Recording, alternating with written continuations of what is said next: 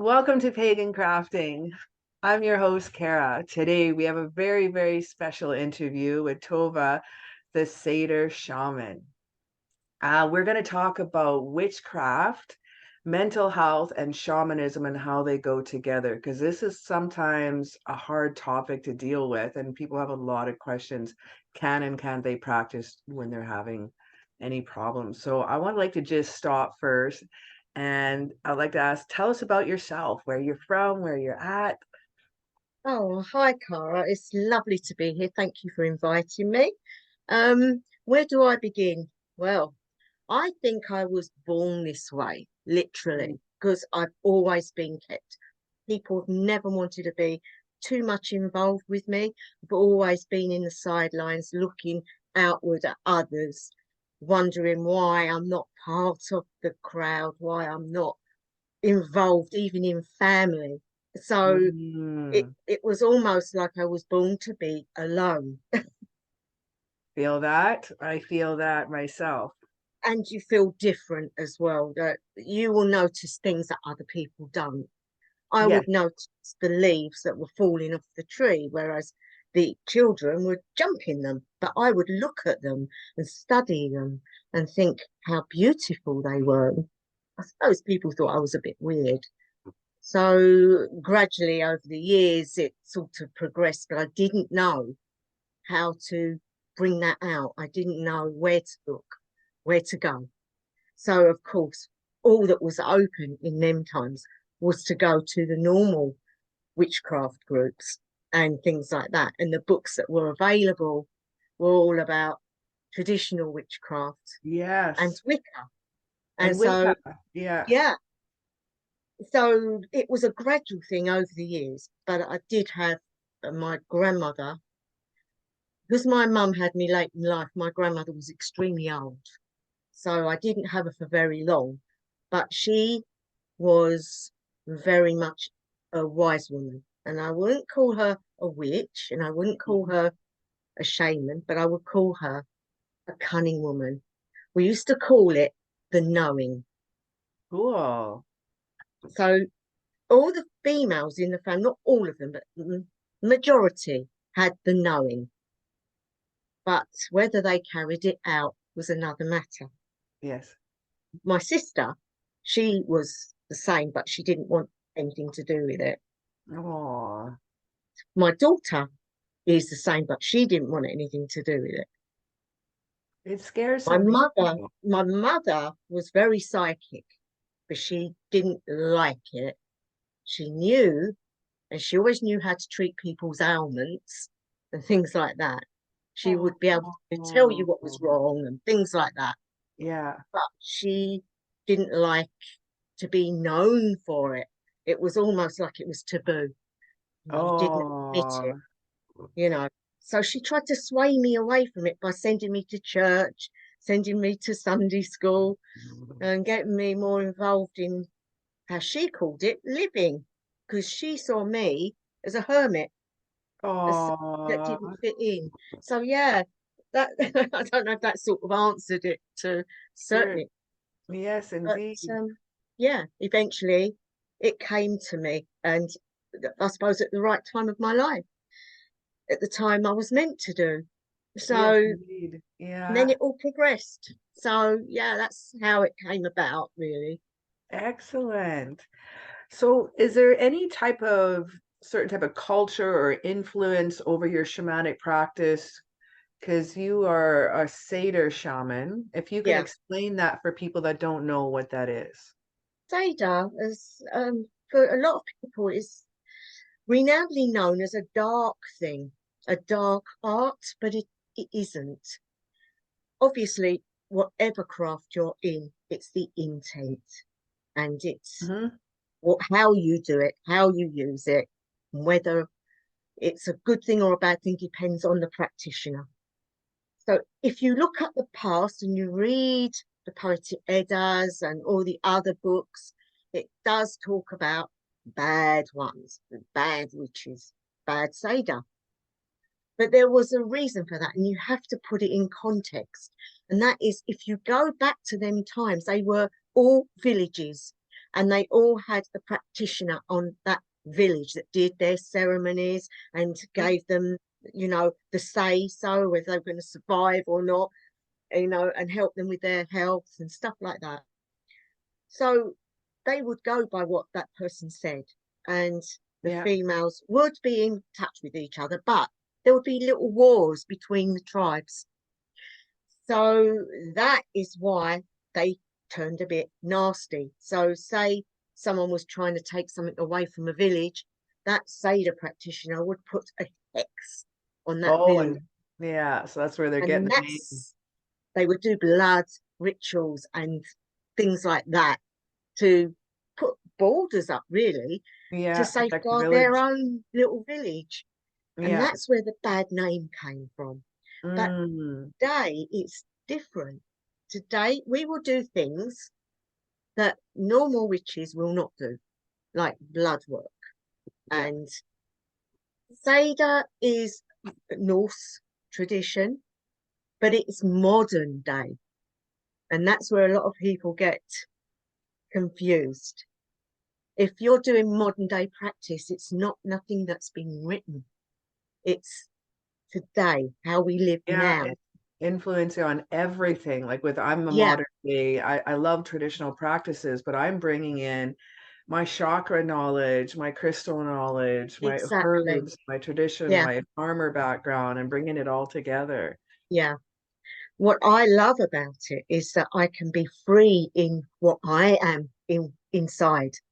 That's When good. I'm casting my sacred space, it's not a circle. It's not how the traditional witches do it. Of course, I know how to do all that, but this is different. This is like Yeah. I can sing it in, I can drum it in, I can Mm. shout, I can dance it in. There's Yes, no rules, there's no regulations. It's how spirit is working with you that particular day. And that's where the difference comes in. I It's like that. about you, it's about who you are, it's about your past lives, it's about everything that is about you. But how spirit wants you to see it, how they want to work with you, and obviously with your deities as well. It's a personal walk. It's nothing that's written in Yes, book, that's and it excellent. So it's not as one restricted then. there's no restriction. It's as you can go as far as your imagination can take you. I'm very attracted to that. I like I that. think you'd love it, Cara, because no one's telling you what you can and cannot do. And your initiations will be on, say, for example, you go out and you do some marvelous healing work for Hmm. the animals, or for some trees that are dying and they come back to life. You've worked part of your initiation, and that will be explained to you in Oh, your when you go to the planes of learning. See, yes. I would call that the top layer, but I also call it the planes of learning Oh, okay. because, yeah, The upper world? sometimes, yeah, I mean, sometimes I will sit on the branches or I will journey and ask Odin to take me somewhere. And I found myself on one of the branches of Yggdrasil, standing there precariously, unbalanced and a bit scared. And the reason for that is trust. Yes. Trust in the God or the person that's coming to converse with you. It could be a bird, it could be an animal, it could be, for example, a monkey throwing things at the tree to make you fall off. You, there are lessons we learn, and you know that with the way you do yours. Journeying, yeah. When you journey, you don't know what you're going to come across until you get No. there. Yes, There's less, exactly. The but only thing that's normal they'll is never, the upper they'll world. never tell you that you're wrong. They'll never Nope. tell you. It's for you to know that inside and to work on whatever it is that you know, because you will know, and you will go on with it. And this is very similar as all shamanic practice in that way. Agreed. Agreed. Oh, well, that sounds something I should be exploring because See, like I said, I'm very attracted to it, and it makes a lot of sense how you yeah, describe. And I it's like opening up the circle in any way. I'll dance, I'll sing, I'll run around, I'll have some fun, I'll light the corners. It all depends on the atmosphere, who's there, who's in the circle. it's so different in traditional witchcraft. You have to learn so much, and you have to be perfect. And ritual is perfection. And Mhm. you know, God help you if you didn't get it right. Well, that when I was first studying, I say I've been a witch probably all my life. Say I've been a pagan most of my life. More so 16, I realized Buddhist witchcraft. And then I came into more witchcraft. And the only books I could find at the time were Wiccans. And I thought, and it was like traditional witchcraft books, and it was so structured and so ritualistic. And I had so much pressure on myself that I wasn't a good witch because I figured I couldn't be a Buddhist living in the Western society. It was so hard. I still Mm, like the Buddhist ways of the teachings. I still will honor that. But I found it was too hard. So, and when with the witchcraft made sense at all, I just realized I was. right. There were so many restrictions that I felt so pressured. And I'm like, I'm not a good witch. And then Yeah. I moved away from it and I just started going out into nature and doing natural magic. And then I Yeah. found, and 20 years later, I found a book on natural magic. I'm like, oh, I've been doing that all along. That's it. And the thing that I couldn't work out was in traditional witchcraft, I was renownedly told not to use my psychic abilities, not to use my mediumistic abilities, because witchcraft is a craft of life, not death. Ah, Yeah. And if you had, but you learn say from you your worked, past lives and your yeah, ancestors. but that's how strict it was. But it was Oh, also that you couldn't have a job that dealt with death. So, say you worked in a mortuary, you couldn't become an Alexandrian. oh my goodness. And they had so many rules, and it Yeah, was that hard. that wouldn't fly with me very well. Not that I'm a No, rebel, but I no. like to explore. I'm an artist. I got to be able to explore in This is the certain thing, ways. isn't it? Same for me. And I mean, they used to come to me to do all the artwork and everything. When we had things that we needed done, I was the one that done it. But the others was just happy to go along with being really mundane, and that's not me. Cool. So, okay. So for some of the viewers watching at home, what can we do on our own if we don't know a shaman or have access to one but wish to start a path of healing? Ah, that's a good one. Um, to start a path of healing, you have to know within if you've got something that works with you. So, for example, if you was a person that was interested in crystals, or you would go to the shop and get some ones that you were drawn to, not Hmm. necessarily book, but go and get drawn to those particular ones because the spirit of them will be calling out to you, to the Yes. purpose that's within you. So you want to start healing, you will start with that. But to connect to those crystals, you would put them around your feet in a bowl of water Mm. because that seeps in through the soles of your feet and enters the chakras and enters into you, and then you take them out and you use them. So, for example, if you were going to do a meditation, you would lay and you would put them on your body, a bit similar to when you're doing Reiki. You get that energy. I'm a chakra therapist. That's exactly what we Yeah, do. They go exactly. all around in the hands Around and the or on your chakras. third eye. But if you've never done it before and you've never seen it, you have to be guided with how you are feeling. If you feel this caring, almost like you want to cry when you see an animal hurt, and that's want to Mm. be doing your energy in, you take that energy and you work on it. So meditation Okay. every day, even for 10 minutes, but with that in your mind that you want to help the animals. Spirit will pick that up and then they will give you the tools that you need. and they will teach you how to do it. If it's once in a while, it doesn't matter. You're still learning, you're Yeah. still on your path. It can be in any manner. It could be that you just want to like pray. You know, you get a lot of people that were Christians that's how they do things. You can still Hmm. pray, you can still send those energies up, Sure can. and you can get a picture of whatever it is that you want and give that to the energy, the universal energy. And that will become your guides and your helpers. That will turn into the help that you need. But it's going to be a slow process if you've never done it before. But be Hmm. guided by what speaks to you. Because there's so many books out there, Cara. So Yeah. many books. And each one says different. And that's Yeah. why I say it's I got to gave up come. on books when I was younger. I bought so many because I wanted to learn. I bought every time something came Yeah. out in the store because there wasn't anything available. And now I just kind of like I got a bookshelf here and it's full. And do I'm using them? No. I know I've got the same But I just want to problem. go and just explore and feel and go Yeah. with the energy and see what spirit tells me to do. But you know what Spirit told me when I was learning? Books are lovely. They are inspired of man. Yep. Where do the terms come from to start with?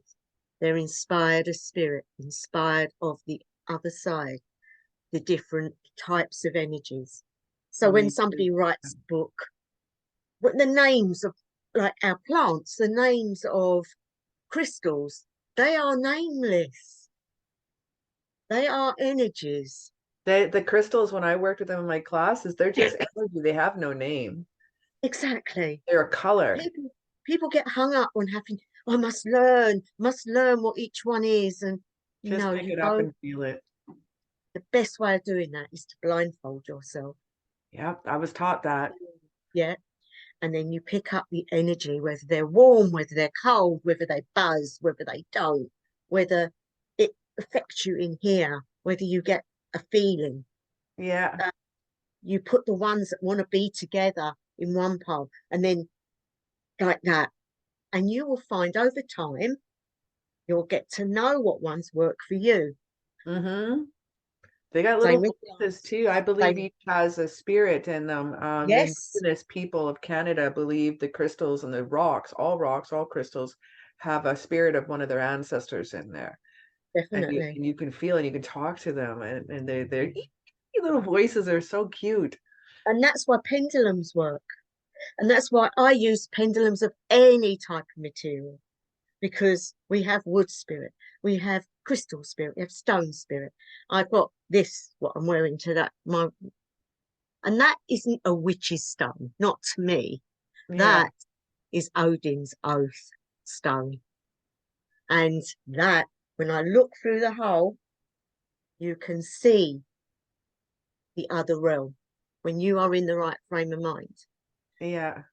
Oh, don't be silly. They've never tried it. They've never been Yep. in that type of mindset. So everyone to their own. Exactly. Okay, I'm gonna follow up with one more that's kind of goes with this. In your opinion, can you practice witchcraft or shamanism while going through any mental health issues such as depression or low points in your life? There's a lot of people that believe you shouldn't practice or they're scared to practice or unsure. What's your opinion on that? Well, as I've mentioned in some of my videos before, a lot of groups, a lot of teachings will tell you you cannot. But I'm telling you guys now, it's the best thing that you can do, That's what because I believe. you are Yeah. with spirit. Spirit are there. If you're not feeling well and you do a ritual, you will feel better while you're doing that ritual, because they will take that off of you and give you that mindset to carry on. I And then agree. after, it builds you up, it makes you feel better in yourself. You've Yes. done something good and it's made you feel better. It's positive. Some people are worried that the negative energy will go into that spell, but I No, put wrist no. blocks, I keep my energy down. I don't like there's different things you could do, but some people really worried that that negative or the depression energy is going to go into that spell that they're working on. But you see, positive energy can get rid of that negative energy. And if done regularly, will help depressions and things like Mm. that. Because it's taking your mind off of it. If you sit and dwell on what it is that's upsetting you, then it will get more and more.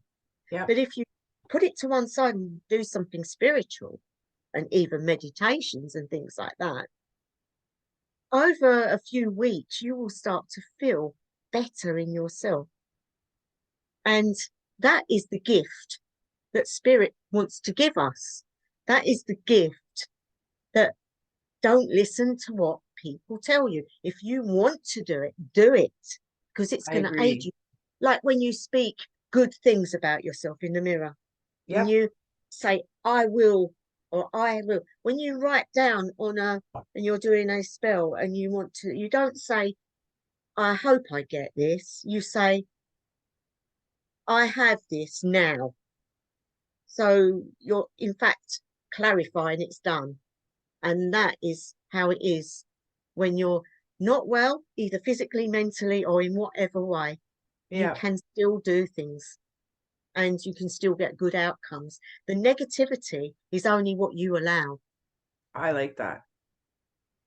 I like that. We are positive beings that have had the energies of the world disrupt us. Yes, definitely. Well, I completely agree with you because I'm an artist, so painting, if I'm having a rough day, I'll paint, I'll craft, Best do thing. something. Yeah. Some people, I was talking to Dus Witchling, and she was saying she can paint and it helps her out in that state, but then after all, she's right back. She's feeling that kind of rough day again. And I sometimes that can happen to me too, where it can, but I find it's not as heavy as it was when I first started. Yeah. By going into a craft, by doing a spell, by working on some art magic, even. I find art magic's the best or painting because it really takes that left brain and brings it to my right side, Yeah, takes out that definitely. thinking, overthinking side. Yeah, I do that with my clay work and And that's I mean, hands-on with clay. So you're working so many different levels too when you're yeah, sculpting. definitely. And sometimes what you're feeling will be changed by the outcome of what you're doing. Yes. And it can be used as like puppet doll work And and if you're stuff having a like rough day, paint with red, paint with anger, just get in with your hand. Maybe exactly, just do a rough exactly. painting and make it a Yeah. background. No, that's it's I think it's best therapy to be Therapy, able to art use our therapy. inner selves to heal ourselves. I agree. Totally agree. Um, let's see here. I'm gonna grab. I think I'm gonna switch to some questions here. I want to talk because some of my questions I've had we've actually answered, which is really, Right. really cool. Yeah, yeah. Yeah,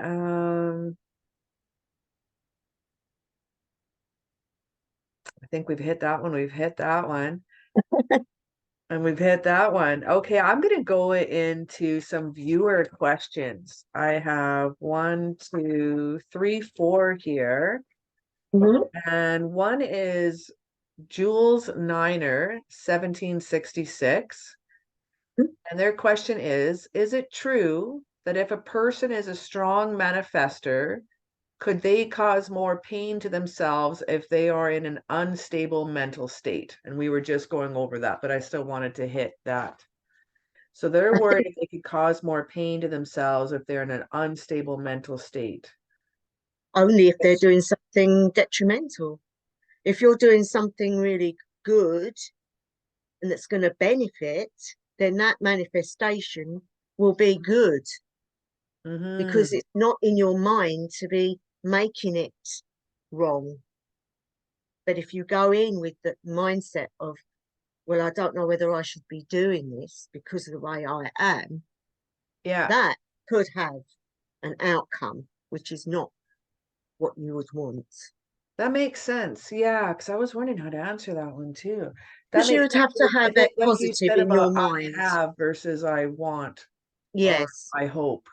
Yeah. But you have to be very careful. Yeah. So be careful in your wordings there, Jules, I think would be the best. Definitely be careful if you're not in that right frame of mind and things are looking very bad, very down, very not good, then I wouldn't consider doing anything you're going to manifest. Yes. But if you can rise above that and take energy and use it in a better way, then the manifestation would be good.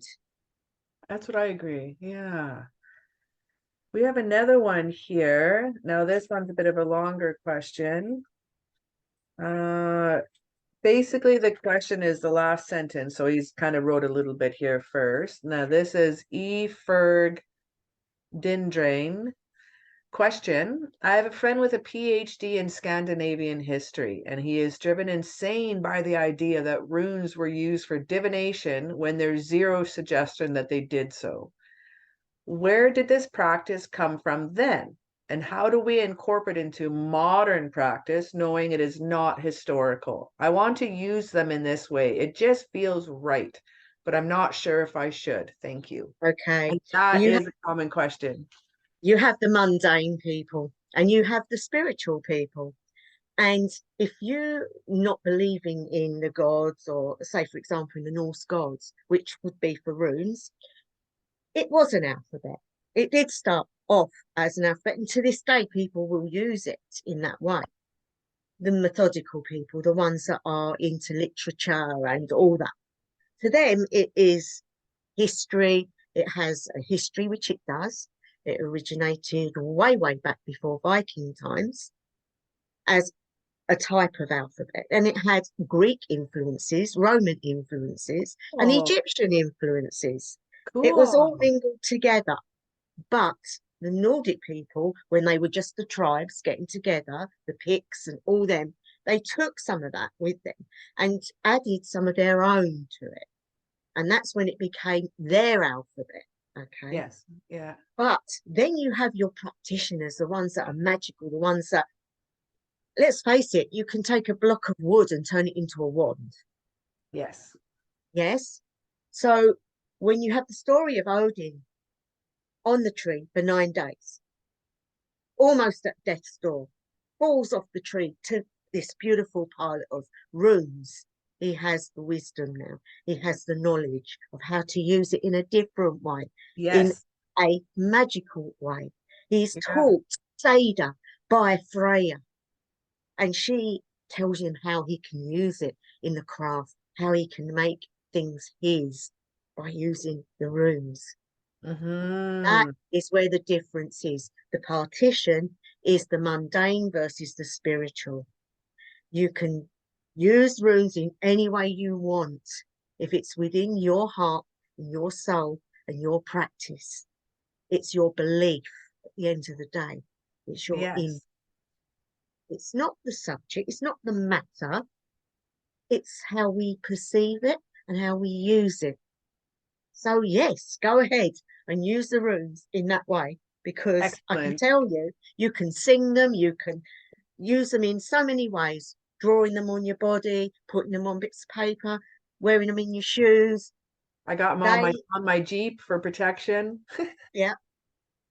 So, Because I yes, drive in heavy traffic every day. So I actually have runes on my Jeep and stickers. that's cool.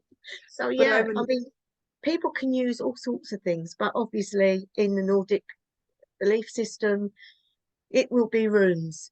If it's Celtic, it will be the Ogrum sticks. yeah, And different cultures have different things. And you've got your mundane, you've got your spiritual in all walks of life, in all countries. dig. So go ahead, use those runes. If you're feeling right, feeling good, go for them. And if you want a starter before going on to those sort of runes, you can use the witches' runes. They're easy Mm-hmm. to use. They are meant for that purpose. And if it makes you feel better, you can do the same thing with them. So, yeah. Like that. See which one you're drawn to. Use them both, Yeah. definitely. Okay, this one's a fun one. This one's user dash 1H3UE4PE61. And they say, this is freaking awesome. So they're excited about the questions here. I'd like to know a piece of advice on how to conduct a healing rage ceremony. if this makes sense, we unfortunately don't have a shaman where I live, so a few girls and I want to do something like this. I proposed it, and I have no preconception of what to do and how to avoid anything going wrong for my friends, which I don't think would happen, but you never know. Yeah. Yeah, And of course, I get the most benefits for them. And of course, some keys on how to run a daily practice. Well, that's a little bit more in depth. That's another video. yeah, I know very few about shamanism, but one thing that got me into witchcraft and moreover spirituality. So the main question is how to conduct a healing rage ceremony with, and that's something you're dealing with mental health there too. So you have to be yes, careful yes. that people don't Now, have any meltdowns later and you're not prepared for it. I've just had Freya come. Okay. Here, she's with me, and she is saying that the people involved, they need to have a Reiki session beforehand Okay. to get them balanced as much as possible.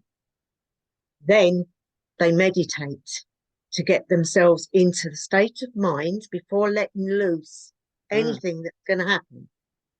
Also, that will filter out the ones that shouldn't take part in it. They will either be Oh, very emotional and very down, or because what's happening in one of those sort of rituals is that you're letting it all out. yeah. And you need to be, even though you're letting loose, you can't do it into a stage where you can't come back from it.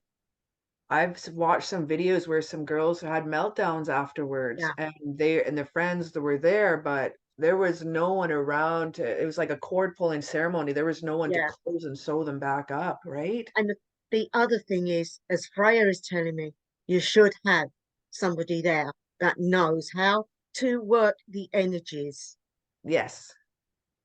It's like when a high priestess casts a circle, then it's not done just because you've done the circle. They are watching everyone, all the ones that are learning, all the trainees, and they're keeping that energy up. They're Mhm. focusing on that as well as what they're doing. And it's the same if you're doing any ceremony where there's going to be emotions, that one that's in charge has to be able to keep those energies contained in a safe place. Because Mhm. afterwards, you need then to bring them down. You need them Yes. to sleep. You need Yeah. them to curl up, normally in the fetus position for a little while. And you will then go round stroking them and bringing that energy out so that when they come round after a little doze, they will all feel released. It will have worked. But if you've got them all going mad and just releasing it all and nothing at the end of it, they're going to Yes. go home like that. Right. And they're still going to be in that emotional Yes, state. it's going to be with them, like with the cord pulling. That's going to be with you for a while. Like aura stripping, that's going to be with you for a while. Yeah. And if it's done badly or if it's done in a way the person's not ready for it, it will affect them. And you're the Thank one you. that's running it. You're going to feel, oh God, I did that. Yeah, and you have to be prepared yourself if you're running it too. I went to You're going to take all their energies as well. You're going to know what's going on. we were at a cord pulling ceremony at the end of Witchstock, and it was our last class. And my daughter experienced a ritual drop bad, like bad. Mm, She actually had a trigger from 4 years ago, something that happened to her that was very traumatic. Thought it was dealt with, and it was brought up. And the lady that was, we asked, she said, I'm here after the class if anybody needs anything. And I couldn't, and she goes, you can do this, mom. I'm like, I can't do this to my own daughter because I knew I had to yank the cord. right. It was in her heart. Oh no. So I That, couldn't, and I felt I had to bring in help. And she's like, but I said, trust me, I'm a cord puller. I've been doing this my whole life. And I can pull entities out of people. Nope, but it's my yeah, daughter. I couldn't hurt her. That's what I no. had in my head. And the ritual drop was for almost 3 weeks afterwards. She experienced up and down, highs, lows, happiness, sadness, anger, Oh, crying. And terrible. but if it wasn't for that teacher that promised, no matter what, I will close the circle when we're done. I will close the lesson. Anybody needs any help. And she wound up pulling the rest of the lines out of her heart and closed it up and sewed her up and Right. energetically closed Yeah. that. And she checked in with us too Mm. afterwards. And that is so I'm so glad you touched on that with the healing rage ceremony, because you don't want to leave anybody hanging, and that would anybody to go home with having that hard time versus we had instructions before class, everything. I think also Brian wants to get the point across that people don't realize that they're holding darkness in their souls, some people. That darkness is attached to them. And like, for example, when you're talking about pulling cord, when I used to do healing ritual with, I used to have Native Americans spirit with me, and we would dance around the person, and then I would go in and pour out what would be like an insect. It Mm. would look, that energy would look like a spider or a cockroach, or but huge. And I would have to find it, and I would have to pull it out. And if you don't get it all, You don't get it all. it doesn't heal. See, I envision mine as worms. Their cords are like an energy and they have a round mouth and they have teeth all the way Ah, up. yeah, yeah, There's yeah, no yeah, yeah, jaw and they hang on. So yeah, when I grab one, I twist it around my wrist and I yeah, start pulling it out, and I can feel when it gets tighter and I have to go back in, and yeah, I can feel it and I pull it. But yeah, I've snapped them off when I first started doing the cord pulling, and then yeah. they go in even deeper. Horrible. And they hang around the spine, and sometimes they're in the brain or the Yeah. throat area. It's not nice. And sometimes, just so you guys know, sometimes this negative dark energy isn't because you're dark and No, negative. It's because you've been in a dark place, and sometimes negative energy comes in when you're in that dark place and they attach to you. I've had but some attached to me and I had to. there there's attachments, so there's symbionts that hang around in the atmosphere as well, which can just, if you're in the right type of feeling, they can attach to you. So if you're very low or something bad's happened to them and they see an opportunity, they will attach to you. And that's normally at the back of your neck and your spine. I had two. I Yeah, had one on my shoulder back, and and yeah. I had And you can one on the feel them. You side. can feel it there. And Oh, that was it was horrible. after divorce, and I was in a dark place because I was Yeah. so alone and so sad. And it was a lady I tattooed because I used to be a tattoo artist, and she said they were like black tar demons, entities They're attached to horrible. me. So she Mm, did some work on me for a few weeks, and we got rid of them. yeah. I learned a lot Yeah. from her ever since then. I've been working with those energies. But then when you take those energies and you push them up to the universal energy, they can then disperse that into where they're meant to be. So you're Mhm. doing them a kindness as well. So that energy is being turned. So, and the person will feel so much better. So, I mean, a lot of Westerners would then call that like, oh, they were possessed. No, I know. There's so many different levels of entities and even demons. There's demons that are good. There's demons Yeah, that are bad. that's the thing. People always say, oh, demon. What they've got to remember is where the demons came from in the first place. Yeah, I mean, if you believe the stories, which I do believe there's a code in the Bible, and that code is warnings and it is situational. Well, And some Lilith is a demon just because she said, no, I don't want to lay with Adam. exactly, yeah, And now she's a yeah, demon. yeah. So it's just entitlement. Yeah. Uh, Okay. This one is very interesting too. Okay, we have Tristan Collins, 8789. How does one kindle a sense of spirituality when maybe because of growing up in a traumatic environment, a person really hasn't felt it or very much at all? So how does one kind of kindle a sense of spirituality when they've had a rough time growing up? I would say by going to places of spirituality. Mm, For a start, if you have got no idea what spirituality is, or you've gone through a terrible time, it could be that spirit will send a person to you that has a spiritual way of being that will put a little seed into you, which will give you a thought. Maybe I can try this to help me. I just had a And memory. then, yeah, and that will take you on the path that they want you to go on. Not everybody finds that that's in this state. But for those that have just that faith of a mustard seed, and I'm quoting the Bible again here, guys, but the faith of a pinprick can get you help. It only needs that. So what I would suggest that person does is watch things that are lighter, like when you're watching the telly, look at something that has emotion in it, nice emotion, a love story, something that brings to your Brings the heart feeling. a feeling that you've not felt. And then you work on that. You go from that. Do not go with everything that's bad, like watching horror films or watching nasty things, news reports, stuff like that. Try to evade that and keep yourself more positive. And in that aspect, spirit can work more. They can help you more because it's not all denseness, it's not all darkness. It's But it true. is hard, What you watch does affect your vibration. definitely. Yeah, definitely. Ever since I went through my third awakening, I find I cannot watch any horror movies or anything Yeah, with any children being hurt. Any I used to love my horror movies, and now I just feel a sense, and I no, I don't like where it takes me, and I don't want to support it. And I miss my horror movies, but I agree, it's where the energy will take you. exactly. And the thing is, not everybody gets to that point, but if you can work on, you know, the positive, the feelings will come with that.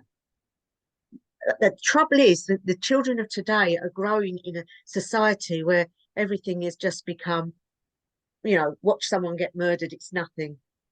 They're just completely blanked from any of that. It's There's like, just so doesn't much on matter. social media that they have access to it. You know what? Yeah, I will say that my daughter's 17 and I haven't had TV or cables for 23 years. that's good. That's really good. Since and then I don't think maybe 1998 or something like that. I think Yeah, there's always something to do. I never had video games in my house, no Xbox, no PlayStation. Get outside. that is the way to go. That's how we all grew up. And that's the bit I don't understand why today's society is completely brainwashed. Um, and it's hard. They're in that It's the space. internet has aided in that. Because look at Yeah. when we were younger, trying to get information on witchcraft, it was limited Oh to yeah. books. I didn't know the difference between Wiccan and traditional witch. That's the only book I could find, so I thought that was it. And for me, I was like, I can never be a witch because I can't find any other witches. I can't find a coven. I can never be initiated. I have to be initiated. I can't. And then I was like, I hate this. This is not Yeah. me. I just threw it out the door, and it was so much pressure. And then I'm like, I'm gonna go run around in nature.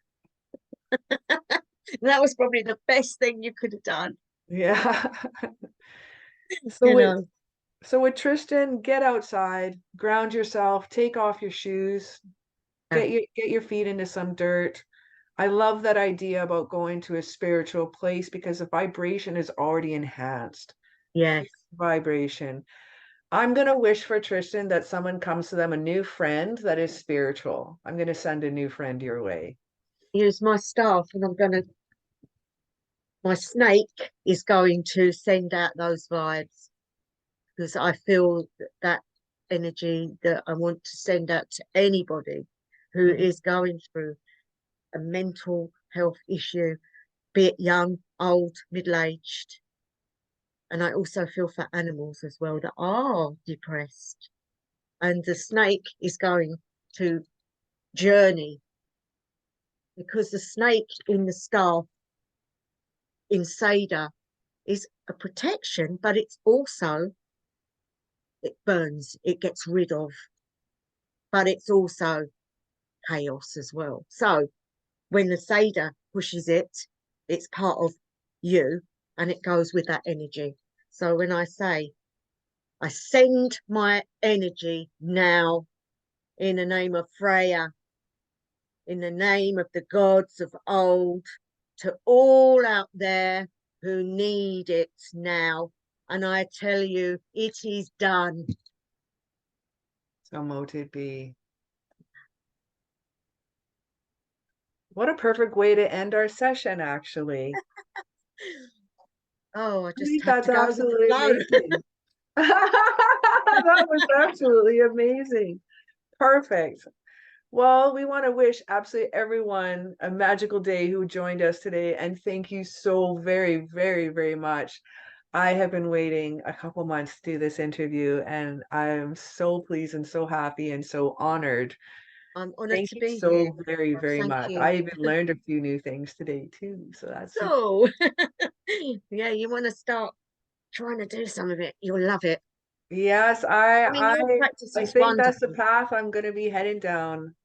I think Yeah, we'll wrap it up here today. I want to thank you so very much.